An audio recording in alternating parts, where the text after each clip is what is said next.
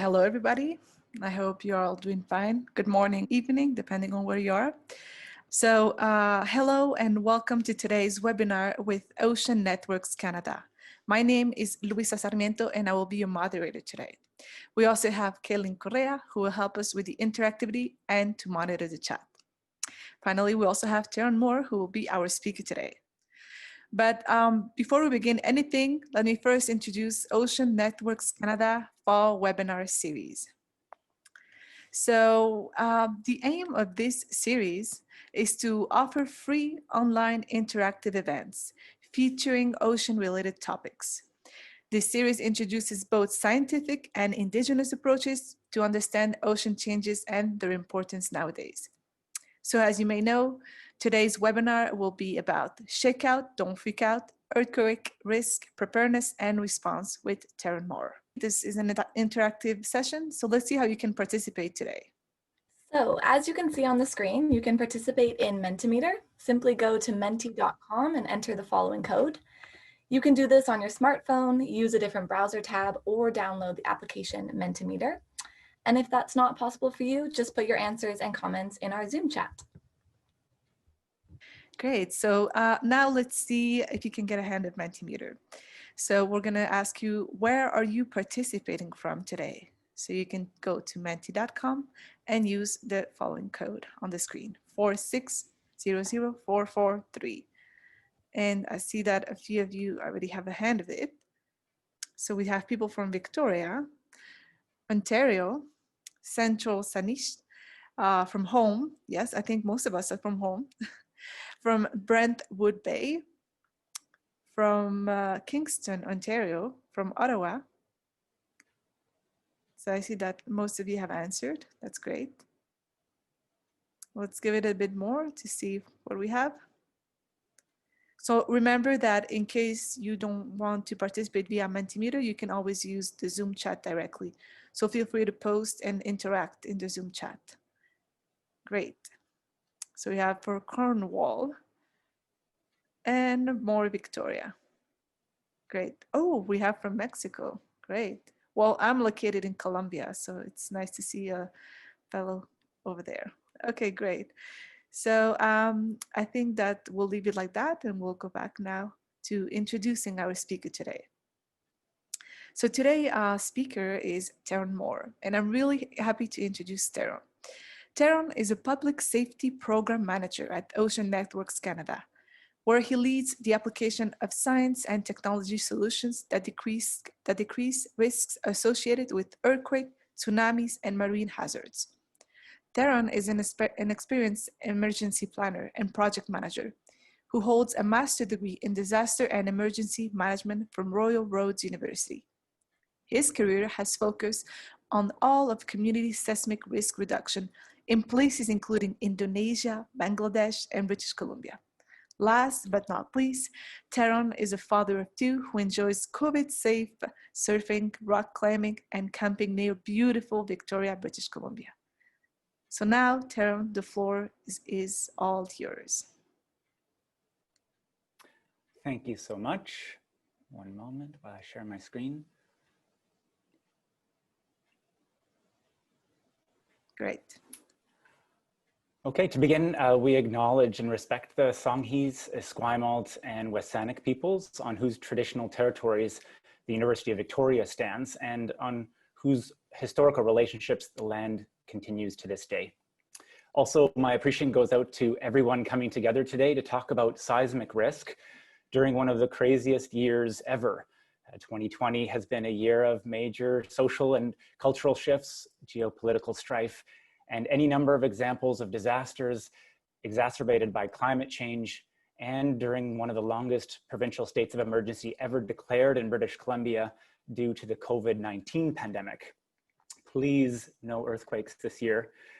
So even though we live in a time of deep fear, mental stress, and anxiety, my contention today is that each of us together in this virtual space are facing our risks by arming ourselves with knowledge and experience, taking health, wellness, and safety precautions that meet our own personal and community risk tolerances, and are working every day to balance our own risk assessments and risk management strategies that are informed by science and rooted in the experiences of others, all the while being kind to one another. With that in mind, my deep appreciation and thanks go out to emergency management colleagues, frontline workers, healthcare staff, teachers, and everyone impacted across our globe by the pandemic. We are indeed all in this together. Before I begin, I'd like to take a moment to introduce you to Ocean Networks Canada, as well as a few of the communities we are working with for community-level earthquake and tsunami risk reduction, and overview some of our seismic monitoring infrastructure.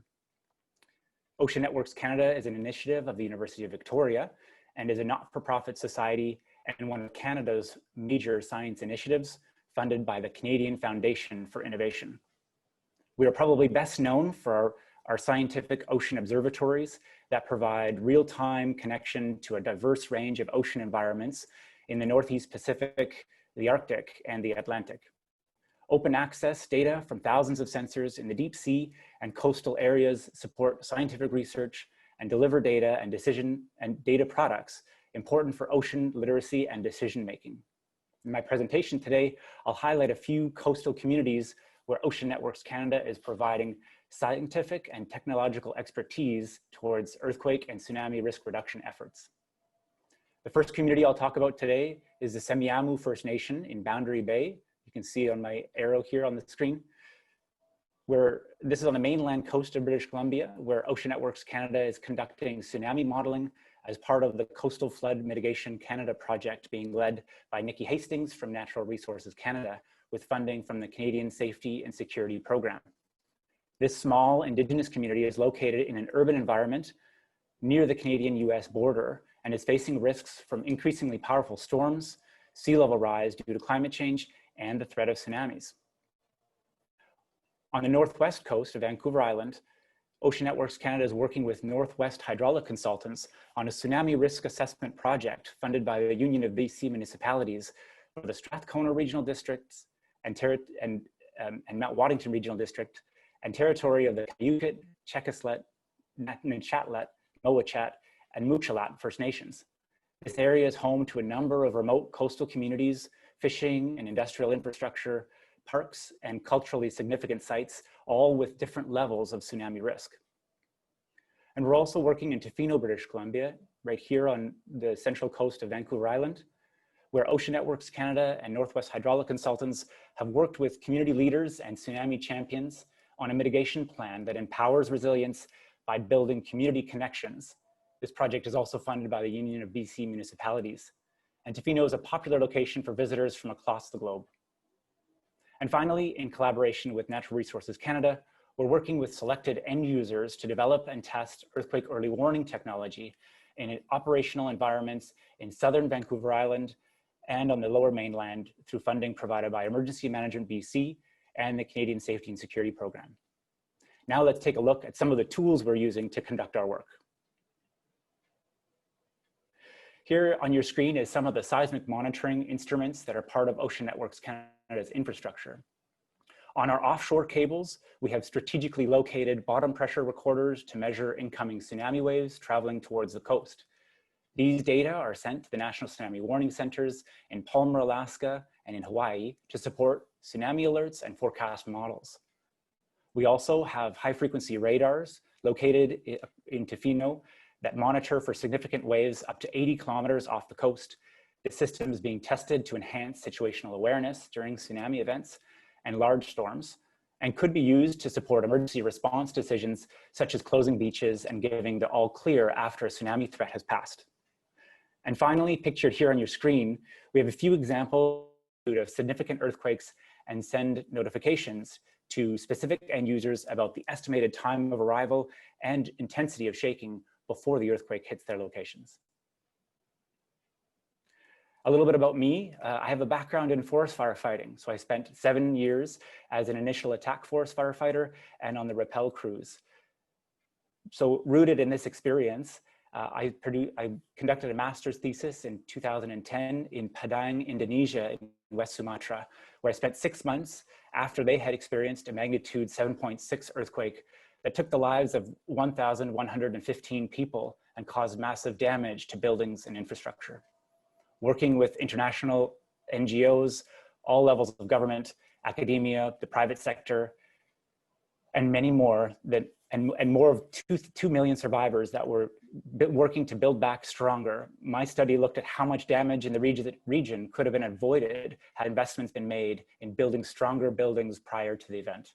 My findings in hindsight found that strategic investments in risk reduction are well worth the incremental cost increases of strengthening buildings during construction. Today, I manage this public safety program at Ocean Networks Canada, and I work with an amazingly talented team of seismic and ocean scientists, computer wizards, and crafty engineers towards improving our understanding of seismic risks and to bring leading edge science and technology to reduce the risk of earthquakes and tsunamis before the next big one. So what does resilience look like at my house? First off, I have a really good understanding of my risks, and not just seismic risks, but risks from all hazards that could impact me and my family. I have an emergency plan for myself, my family, and we practice it every year. I also have enough emergency supplies to be self-sufficient for 2 weeks, and COVID has really assisted and helped us plan for our emergency capabilities, and we feel more prepared than ever to survive an earthquake. These photos on your screen illustrate some of the seismic risk reduction measures that I've taken in my home from left to right, I should say. First off, I need my home to be safe and functional after an earthquake. So I'm privileged that I bought a home a few years ago. It's a 1950s 2-story wood frame home.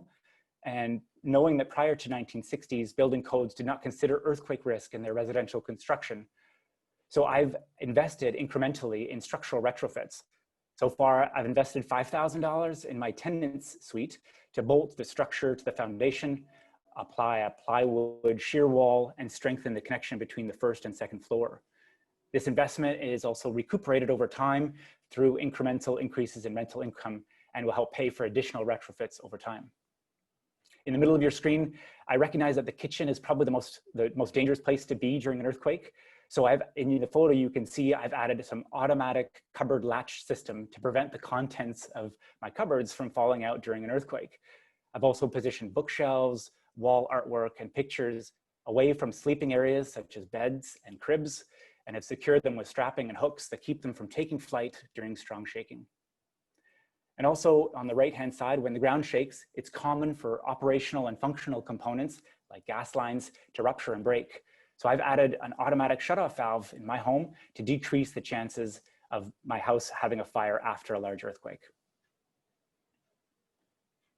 So I'd like to ask now and have the audience use their menti.com to ask the audience what measures you've taken at your home so that we can learn from some of the mitigation measures of the audience. So to participate, just go to www.menti.com and use the code 4600443. Feel free to also post your answers in the chat. Earthquake kit, great. Not enough. You're never prepared enough, so that's okay. It's incremental resilience. Secured some heavy objects, that's great. That's very important. Prepared an emergency kit that's kept in the car. Great, it's important to have supplies at all the places where you spend lots of time. I know where my flashlight is. Shoes and a flashlight near the bed is a good idea for sure. Cupboards of emergency supplies, but other than that, not much. Bookshelf secured, great ideas. Nothing. Securing fittings, preparing an emergency kit. Great, these are great ideas. So as we share this knowledge, I think this is a key component of this presentation, is that together we're sort of more knowledgeable and better prepared to think about what other peoples have done and then to ask them how we can conduct and activate our own resilience at home. So thank you for sharing your ideas. Thanks a lot. And we have also a few answers in the Zoom chat. So while you get back, Teron, I'll read them out. I have assembled all my crucial documents in one place so I can quickly grab them if necessary. Knowing where to evacuate during a tsunami event. My EOS 170 class or 300 have to be built their own emergency kits as an assignment. 300 more kits each year in Victoria. Wow, that's great. Well, thank you so much for sharing. So also to consider mental preparation. Resilience is more than just about safe structures. It's about mental preparedness as well. when I think about disasters, it's my job to think about disasters a lot, and going through the pandemic as well as a father and husband, I find that I need a few minutes of meditation each day to prepare for the daily stress. And I also try to maintain an exercise regime and eat healthy, connect with friends and family in my community, and regularly get out to enjoy nature. Together, these activities keep me healthy physically and mentally and help me to be ready for whatever life throws my way. So to the presentation, the goals of the presentation are to promote personal and community preparedness, to share knowledge and perspective on seismic hazards and risks, and highlight examples of Ocean Networks Canada's recent efforts to build resilience and support communities at risk of earthquakes and tsunamis. The first section will take a look at what it means to leverage an all-of-community approach to disaster risk reduction. I'll then shift to the science section with a brief explanation of seismic hazards off the coast of BC. I'll then overview tsunami risk and how Ocean Networks Canada is building resilience through action-oriented, community-driven approaches. And I'll finish with a lesson in earthquake response, highlighting advancements in earthquake early warning technology and promoting the Great BC Shakeout. Resilience lies within the individuals and groups that work together to understand risk and take action to reduce unacceptable levels of risk. We share common understandings of our risk through shared experience and shared knowledge, but we each have personal risk tolerances and perspectives of that risk. Considering that by being here with us today, you've already taken initiative to better understand your risks that you face. So please think about joining others in your community with common interests by volunteering for your local fire department, Red Cross, emergency social services, or search and rescue team. By bringing communities together, we can empower resilience at all levels of society. We share knowledge through many means these days. We live in an age where we can live stream disasters in action from any corner of the globe to every device that you own. We also share knowledge through advances in science, engineering, and technology that allow for a deeper understanding of these risks that we face and the solutions available to adapt and evolve with these risks. When combined with science and knowledge, we can inform development decisions, risk reduction strategies, and emergency response plans. So let's look deeper into how Ocean Networks Canada is collaborating on seismic risk reduction. For this all-of-community approach, it includes many partnerships with various groups and organizations. So we'd like you to use your Menti again to hear about what the audience identifies themselves as within these categories. On this slide, you can see on the right-hand side, different partnerships that are important for building disaster risk reduction. So we'd like you to use your Mentimeter to see if you identify with any of these groups or perhaps other groups that we haven't listed. Okay, so I think we have quite a few results coming up. A lot of academia members, around 11 academia, so that seems to be the majority of people here. We also have a lot of public, government, and one industry, and one emergency managers. So I'll let you comment on that. I think we can go ahead and go back to your presentation. Thanks. Great, so we have a good representation. Thanks again for sharing your backgrounds. I wanted to highlight that risk tolerances are vastly different between people, often related to differences in their understanding of the risks. So in the photo that you see here, first and foremost, you can't surf a tsunami wave, so please don't try. And while there's real danger in the message being put forward by the tsunami surfer in the image, these can serve as reminders and encouragement for knowledge holders like yourselves to promote awareness and discussions to help people think and imagine and empower action towards their risks. This image, especially the inaccurate depictions of the shape of the tsunami waves, illustrates the challenge of effectively communicating complex risk information. And we need your help to promote understanding that will save lives. In the case of Ocean Networks Canada, we exchange our knowledge and the knowledge of others through public events like this one, and specific communication, education, and outreach materials through traditional and social media. We also partner with all levels of government to collaborate on projects and programs. We work with our industry partners to test technologies and deliver solutions. We collaborate with academic researchers, we share data, publications, join conferences, and we have a lot of kindergarten to grade 12 and post-secondary education components. We also engage with emergency management professionals for disaster planning, response exercises, and development of training and education materials.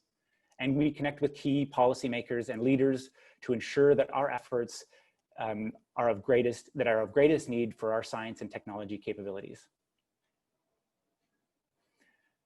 So we use the term grounded to mean being steady or unwavering, but in fact, our ground is anything but steady. Earthquakes are happening all the time. Last year, Natural Resources Canada recorded over 4,000 earthquakes, although only a handful of these were felt events. Scientists and emergency managers tend to focus on high impact, low probability earthquake events. These are also the events that we tend to see on our devices in real time when they're occurring. So it's important to prepare for the worst cases. However, for many people, focus on the worst case can add fear and stress and a sense of being overwhelmed. And this often leads to poor risk management decisions or simply ignoring the risk altogether. Again, my contention is that knowledge is power and that we should keep sharing together. So we'd like to hear your earthquake stories.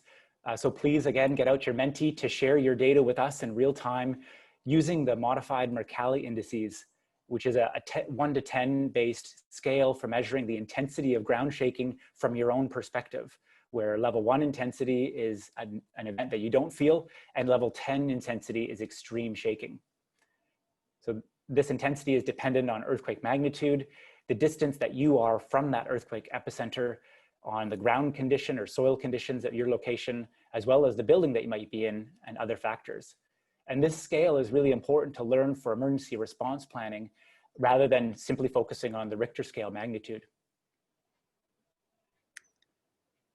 Great, so we'll leave the scale a few seconds so people can answer, and then we will share the results. Great, so essentially what the graph is showing is that many of the audience members have experienced earthquakes before, which is great. And it also showcases perhaps the interest in earthquakes because people have had personal experience with it. That said, most people on the audience today have felt either light or weak shaking, a few strong shaking. So the folks that have experienced strong shaking, you're really knowledge holders when it comes to sharing what that's like to help people prepare and mitigate the effects of the earthquakes. So please discuss at coffee shops and share with people about your experiences. And could you just quickly give an example of a severe shaking? Yeah, I mean, severe shaking is where damage is slight to designed structures. There's considerable damage in ordinary buildings and potential for partial collapse in weaker buildings. Potentially falling of chimneys, factories, columns, and heavy furniture is often overturned. So this is a really fearful event and really helps people understand the power of the earth when earthquakes can happen. Okay, thanks a lot. Let's go back to your presentation. Great. This is a depiction of the tectonic setting of a subduction zone. These are areas where the Earth's crust is being generated, interacting with other plates, and also being recycled back into the Earth's core. So this process is the reason why we have volcanoes, earthquakes, and tsunamis. So here, where the circle is a subduction zone. So underneath where I'm sitting, about 60 kilometers below me, is where the Juan de Fuca plate is slowly slipping beneath the North American plate. Called the Cascadia subduction zone, this fault line runs from northern Vancouver Island all the way to northern California and is capable of producing earthquakes of magnitude 9 and greater. These two plates are locked together and stress is building between the plates and building over time. When this stress is released along the fault line, it takes the form of an earthquake. This earthquake's magnitude or the amount of energy released is dependent on how much slip there is along the fault line. Earthquakes in our region come in a few different types. So we could have crustal earthquakes over in the North American plate, which happen near the surface. They cause high frequency shaking, generally for short durations, and have general localized impacts. Earthquakes can also take place within the subducting slab. These happen within the subducting plate. They cause moderate frequency shaking for moderate durations, and they can have regional impacts. And then also within the subduction zone itself, these happen at the boundary of the two plates. They cause relatively low frequency shaking over long durations and have impacts over large areas. These are also the main generators of tsunamis. Speaking of tsunamis, across the globe, subduction zones are where approximately 90% of tsunamis are generated. The rest are generated from landslides, volcanoes, meteors, and even large explosions. In earthquakes of magnitude 7 or greater, the amount of slip can cause enough displacement of the Earth's crust to generate a tsunami. When this happens, the entire water column is energized, not like a wind-driven wave, which is just the surface of the ocean. Tsunami waves travel very fast in the open ocean, and then as they come to shore, they slow down in speed and grow in height. Tsunami waves have a really long wavelength. So instead of a wave coming every 10 seconds or so, like you'd see in a normal day on the ocean, tsunami waves can take many minutes or even an hour or so to push into shore and then recede back again. So it's important to know that a tsunami is a series of waves and that the first wave is often not the largest. If you feel strong shaking and you live or you are at a coastline, you need to head to high ground. So let's talk about tsunami risk and resilience. So risk is one measure we use to communicate the potential impacts of a hazard. Think about your daily decisions related to COVID-19 and how you determine how you'll conduct yourself each and every day. When we better understand our risks, we're able to optimize our risk reduction strategies. So with input, buy-in, and action from individuals, community leaders, industry, government, volunteers, we're building community connectivity, building neighbors knowing neighbors, and encouraging healthy discussions at coffee shops, while all the while living with these risks and establishing pockets of resilience. So let's get back to sharing audience knowledge. So I'd like to ask now back to your Mentimeter to poll the audience to see what the natural warning signs of a tsunami are. Okay, so I see that a lot of you have participated. A lot of people have answered water receding. That's good. If it's nearby, you'll feel the shake from a large earthquake. So I think it's around earthquakes and water receding. So back to you, Teron. Great, thanks everybody. Again, just harnessing the knowledge of the audience. Thank you very much for your sharing. I'd like to get deeper into tsunami risk understanding and how Ocean Networks Canada uses science and data to model tsunami risks to help us better understand what a tsunami would look like as it comes to shore. So what you're looking at here is a graph that was done by a previous tsunami modeler at Ocean Networks Canada, depicting all of the steps that we use to understand tsunami risk better. So from the left to the right, we bring in raw data from the shape of the ocean floor, so bathymetry data, as well as topography data from many different areas to build essentially a map of what that ocean floor and land looks like to better understand what a tsunami wave will look like as it travels through these areas. And that's in the form of a digital elevation model. We then add rupture models from Natural Resources Canada and partners at different universities to better understand how a seismic event can displace the water and produce a wave. And then together, those two come together in the model to better articulate how a tsunami will travel and then how that tsunami will impact the coastlines, including the model results include the estimated time of arrival, current speeds and velocities, maximum current speeds, wave heights at selected locations over time, and wave run-ups and inundation. And these are very useful for real-time detection of tsunamis, for enhanced alerts and modeling, for research and risk analysis, for local government planning and provincial planning, for example, evacuation planning, public education and alerting, and also for first responders. So I'd like to move into a specific example of work we're conducting right now through the Coastal Flood Mitigation Canada project in Semiahmoo that I talked about earlier. Ocean Networks Canada is tasked with building this digital elevation model. And what you're looking at here is essentially an example of all the bathymetric and topographic data provided by all levels of government.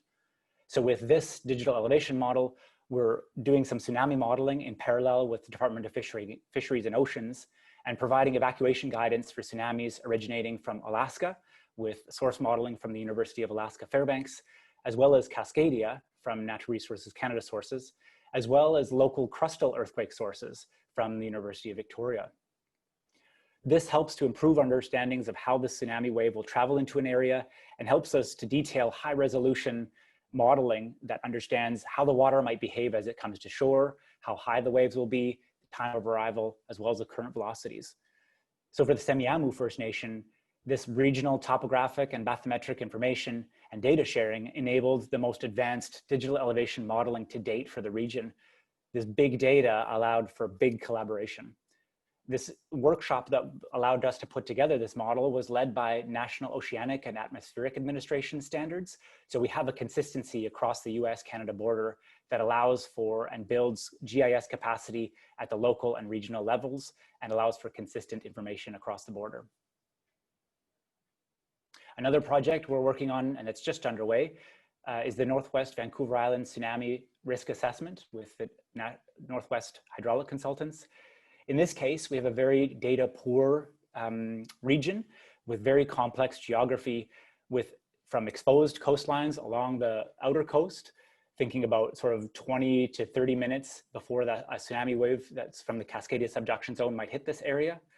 And also these large inlets and complex inlets in these areas that really impact the risk of a tsunamis in these different communities.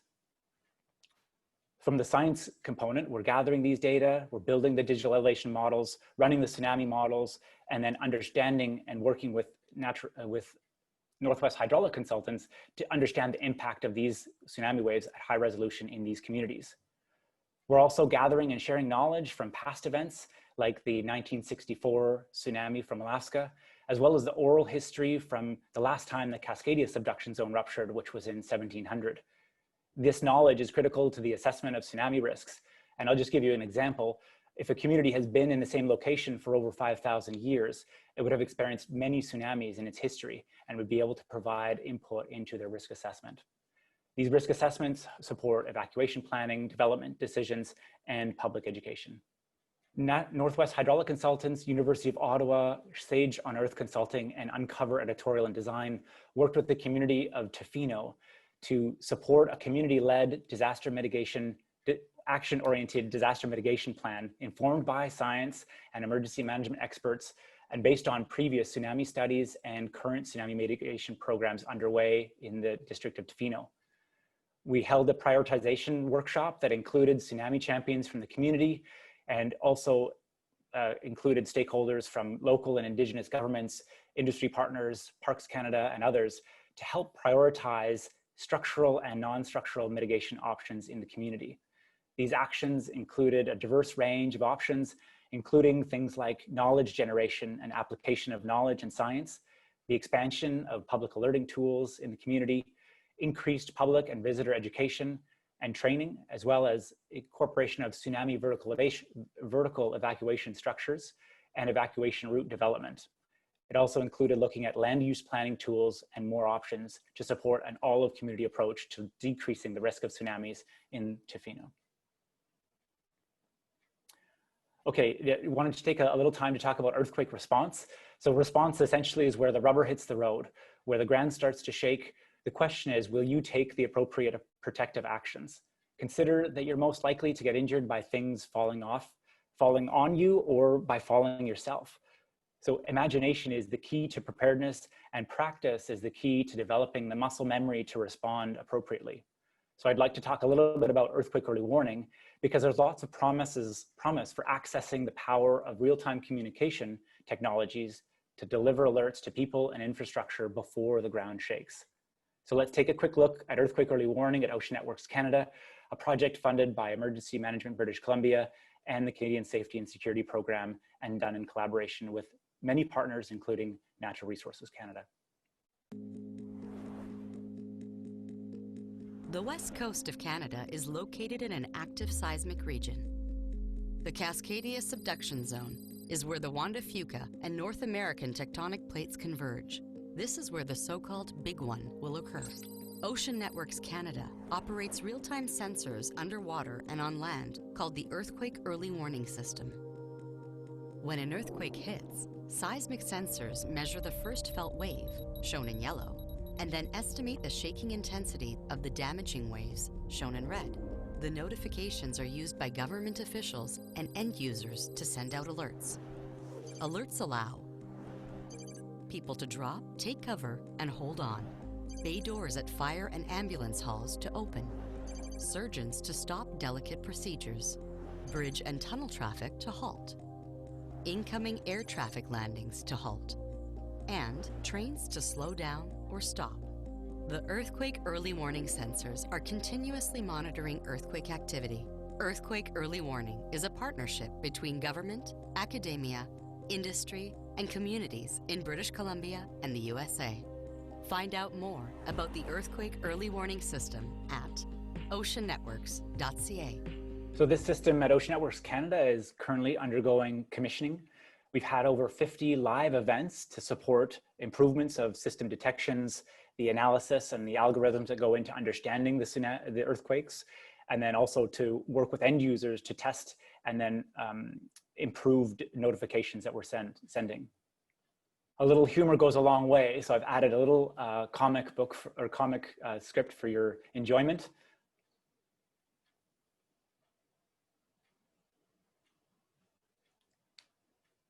Just goes to show you that not everyone's happy with it. More seriously though, earthquake early warning is a complex physical, technological, and behavioral challenge. The system needs to optimize speed, accuracy, and reliability if the warnings are to be effective. Ocean Networks Canada system is purpose-built with sensors located as close to the Cascadia subduction zone as possible, including offshore. That said, if an earthquake is right underneath your feet, there's no potential for you to get a warning. The estimations of earthquake intensity at your location are dependent on different things. So the accuracy of the estimations are inversely related to the speed of the alerts. So essentially you can get it, if you get a fast notification, it's less accurate. So if you wait for longer times, you get more quality data, you have more accurate estimations. So for notifications, as we send out notifications, we use a simultaneous shotgun approach, using many different modes of communication technologies, all with different latencies, capabilities, and limitations. We found that automated systems can take protective actions much faster than people can, because for people, they need time to receive the alert, interpret the message, confirm the validity of this message, and then take protective actions. Speaking of protective actions, Ocean Networks Canada has worked with a number of pilot end users for this system to explore many low consequence automated applications. And we've delivered scenario-based education and training to help our end users understand the potential benefits and limitations of the system. Earthquake early warning end users, including the retired fire chief from the municipality of Oak Bay, who essentially wants us to build a smoke detector for earthquakes.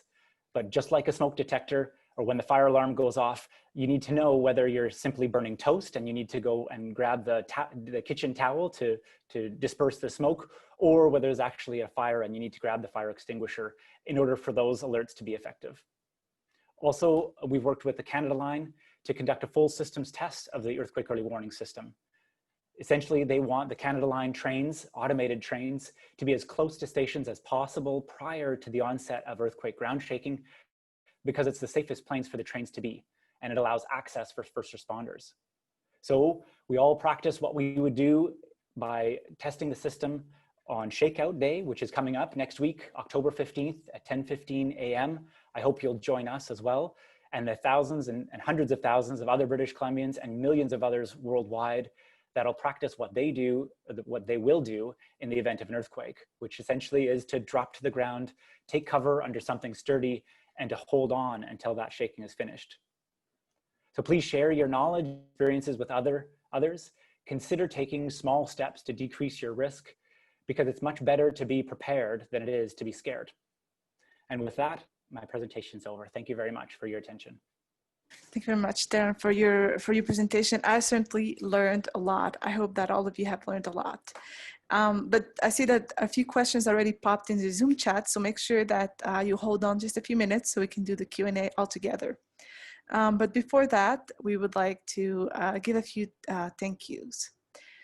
There's more upcoming webinars. So this was the start of the webinar series for this fall, but there's still 5 more rounds to go. So we're going to be discussing Indigenous engagement, cultural resilience in South America. We're going to be discussing the ONC fall expeditions in the Abyss, also the importance of community observatories for coastal ecological studies, and finally, the impact of underwater noise on marine life. We would like to also now give you a bit of connection. So you can connect with us in our website, obviously, but also you can go ahead and use the Ocean Data Portal, Ocean 2.0. But we also have social media channels, our YouTube, Twitter, Instagram, or Facebook. Make sure that you subscribe or like any of those to make sure that you get a lot of ocean content. And finally, if you have any special requests, you can also email us. Now we would like to also thank all of our funders. So Ocean Networks Canada is funded by the Canada Foundation for Innovation, the Government of Canada, Natural Resources Canada, Fisheries and Ocean Canada, Canary, the Government of British Columbia, the University of Victoria, and many, many more.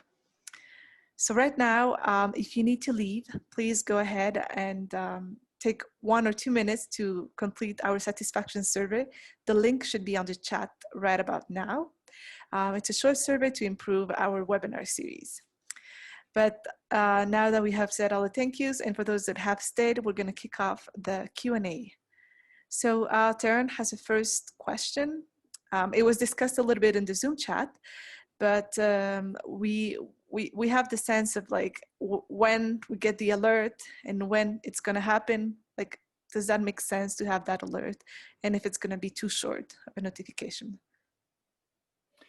Yeah, so essentially it all is dependent on where the earthquake epicenter is and where you're located. So as I kind of related, if that earthquake is right underneath your feet, no matter how good your system is, you wouldn't get an alert before the onset of earthquake shaking. In our case, looking at the Cascadia subduction zone, we're thinking about a distance of about 75 to 100 kilometers offshore from Victoria, and even more from Vancouver and other areas. So that distance allows for more time, for potentially more warning time.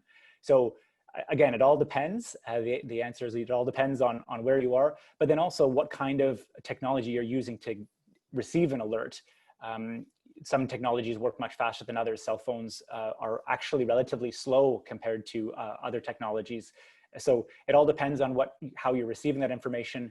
And in BC, we're still testing out those technologies to optimize how we can get notifications out and help people to take those actions before shaking starts. So right now, could people get an alert in BC, or it's still in the testing? Yeah, currently in British Columbia, it's still in testing phases and commissioning phases. So right now, California has a publicly available system. So they're the first in North America to put that out. But also other countries in the world, like Mexico has a system that is operating publicly, and they have had since early 90s. Japan as well has a system, Taiwan, China, and others. So British Columbia is progressing and making progress, but still in test phase at the moment. Okay, great. Thank you for answering that. Let's go to the next question. So what can British Columbia do to better prepare for a coastal hazard emergency? Yeah, I mean, personally, I think that the understanding risk is still the biggest sort of gap in terms of knowledge. I think many people spend time at the coastlines or live at the coastlines, but don't necessarily recognize the risks of being at the coastline. So for personally, I think that the understanding and respect for the ocean is sort of the first and foremost way to prepare, is to think about what kind of threats can come from the ocean, including long-term threats like sea level rise, and how one can prepare, or how communities can prepare for those disasters.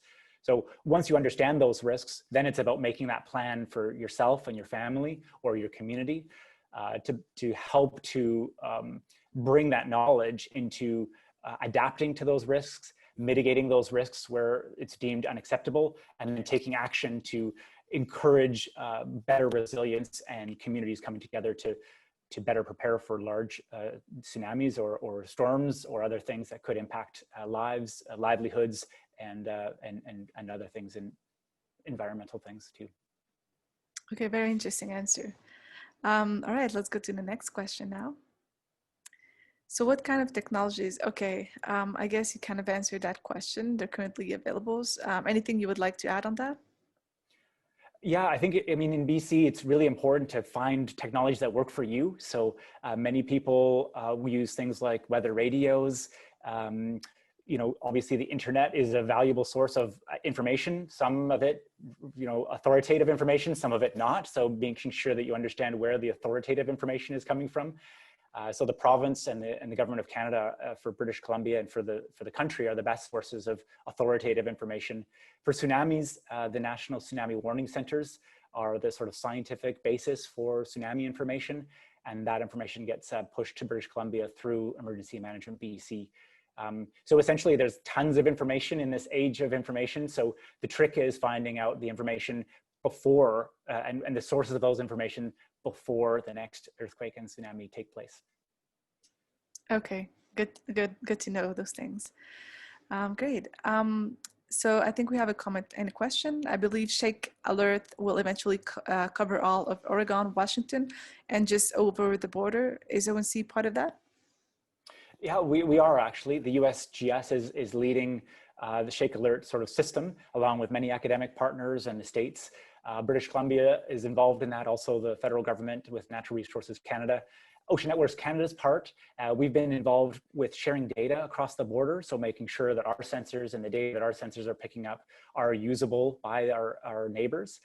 And as well that there's consistency with some of the communication, education, and outreach. So as people in the States are learning about earthquake early warning and how they can use earthquake early warning, we're also developing materials to be consistent with that information so that both sides of the borders don't treat that information differently.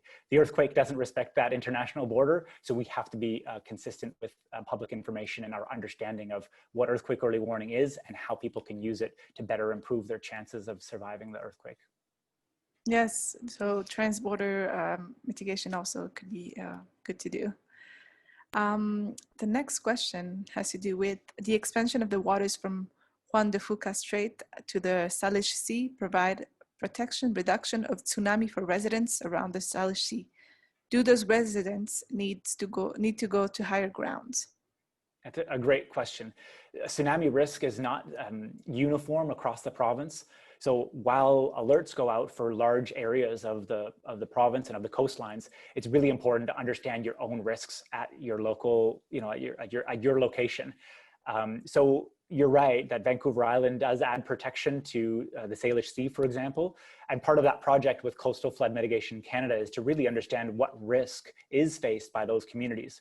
So, and especially considering that some of the modeling across the border has shown that there is risk to some of those areas, including currents and waves that might overtop dikes or scour different coastlines or cause some erosion.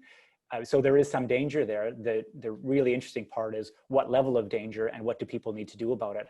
And that's really a local government decision. It's really up to the locals to understand what they will do, whether that's an evacuation or whether that's an alert or whether that's just being understanding and communicating that there is no threat. And that's a really key part of the risk assessments and understanding your risk is when do we have to do something and when perhaps can we accept that the risk isn't going to impact us and we might not need to do anything. So that's really part of this puzzle pieces of what to do and how high is high ground. When you feel strong shaking, how high do you need to go? But certainly even in those areas, you can have other kinds of tsunamis or other kinds of risks, landslides and other things that can also produce waves. So it's important to understand that even with the best science and these models, taking protective action and understanding that the coastline is dangerous after any kind of shaking, strong shaking, and to be aware of that and take those protective actions, because it's better to be safe than to be sorry, for sure. Right, so it brings us a little bit back to your community building, right? So discussing this with your community and sharing the knowledge is something that's really important. So let's go to the next question. What about a tsunami when you're at high sea or at sea? Yeah, this is another great question. There's many fishers out there and shipping, etc. I mean, essentially, in the deep ocean, tsunamis don't cause much damage. So if you are a ship that's way out at sea, you're pretty darn safe. That tsunami wouldn't feel like anything significant as it passes underneath you. That said, as that tsunami comes into the shore, if you're fishing off the coast or something, you are at risk. And the question then is, what do you do? Are you safer to go into a marina and to try to evacuate to high ground? Is it dependent on how much time you have before that wave might hit you? Or is it better to try to go out to deep sea and sort of ride out the tsunami wave? The challenge there, of course, is that tsunamis last for a long time. So you'll need to be out at sea for a relatively long time and be fighting currents and and that tsunami, you'll be part of that tsunami as you're out there. So it's really, again, a decision that's really difficult to have one answer to, but arming yourself with knowledge, if you're a fisher, or if you're out on the coast a lot, kayaking or recreating on the ocean, understanding what you would do when an earthquake takes place is that first step in planning what you would do and to better improve your chances of survival. Don't bring your surfboard. Don't go grab your surfboard and go out to the tsunami wave, that's for sure. Yeah, okay, I think we all will take that advice. Good advice. So now let's go to the next question. Okay, where is your background photo from? Oh, thanks. Yeah, that's from Finlayson Arm. So that's on Mackenzie Bight. It's a place that I go to regularly with my family to hike and enjoy nature and to build that connection with the ocean. I'm from the interior, so I've been in Victoria for almost 15 years. So my connection to the ocean is relatively new to me. So I continue to explore the ocean, to learn more about it, and to respect it. So, and I really love arbutus trees. So that's where my photo's from. Thanks for the question. That's beautiful. Okay, so I think the next question could be, how far can it spread in Canada? Okay, I'm not sure I understand this question exactly. I guess maybe an earthquake? Like okay, how yeah, far do you feel yeah, it? good question. Okay.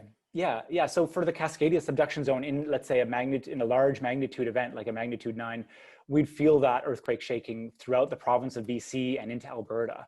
And then again, from north to south, from northern British Columbia all the way down into northern California. So a very, very large area would feel that shaking, and that shaking would last in a magnitude 9 earthquake for anywhere between sort of 4 and 8 minutes. So it's not something that you'll miss, and especially if you're closer to the coastlines. So it's that shaking is your warning for a tsunami. So that's, again, that building your knowledge and then being able to take your own initiative to take your protective actions for the shaking and then for the tsunami that follows. Right, yeah, okay, good answer, thank you. So I think we have one last question. Who will be responsible for operating the early warning system after it is out of the test phase? Sorry. Yeah, another great question. Essentially, I mean, Natural Resources Canada is the scientific authority for the country on earthquakes. So the Canadian Hazards and Information Services are the authoritative body for earthquakes, and also Emergency Management BC at the provincial level also have responsibility for delivering alerts and warnings for tsunamis and earthquakes. So right now the governance is being determined. It's still Ocean Networks Canada is working with all these levels of governments to determine what's the optimal way to produce and develop an earthquake early warning system that is secured and reliable and trusted by Canadians and those in British Columbia that will most need to use it. Okay, great. This has all been very interesting. I think that we're running out of time already, and all the questions have been answered. If anything, you can email us or connect with us, and Teron, I'm sure, will be ready to answer more questions. So thank you all again for participating, and thank you all for being so interactive in the Zoom chat and in Mentimeter. So we will leave you now. Thank you. And make sure that you take 1 or 2 minutes to just quickly fill out our satisfaction survey. It will be available right now, once again, in the Zoom chat. So thank you once again.